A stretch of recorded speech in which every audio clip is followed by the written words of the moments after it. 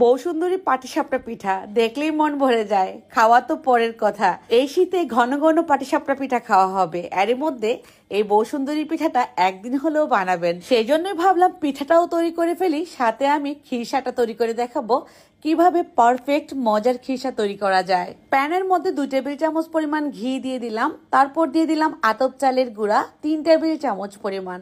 ঘিয়ের মধ্যে আতপ চালের গুঁড়া খুব ভালোভাবে ভেজে নিলাম। এবার দিয়ে দিলাম 4 টেবিল চামচ পরিমাণ সুজি। সুজিটাকেও একটু ভেজে নিলাম। সুন্দর ফ্লেভার বের হলে দিয়ে দিচ্ছি 1 কাপ পরিমাণ গুঁড়া দুধ। ফুল ক্রিম যে ডিপ্লোমা দুধটা আছে সেটাই নিলাম আমি। দিয়ে দিলাম 2 কাপ পরিমাণ পানি। এবার দুধটাকে মিলিয়ে ফেলবো সুজি আর আতপ চালের গুঁড়ার সঙ্গে। টেলে নেওয়ার কারণে সুজি আর আতপ চালের গুঁড়ার মধ্যে সুন্দর ফ্লেভার বের হচ্ছে। এখন আমি আবারও একটু ঘি দিয়ে দিলাম, এতে করে খুব সুন্দর সিল্কি হবে এই খিরসাটা। এখন বলবো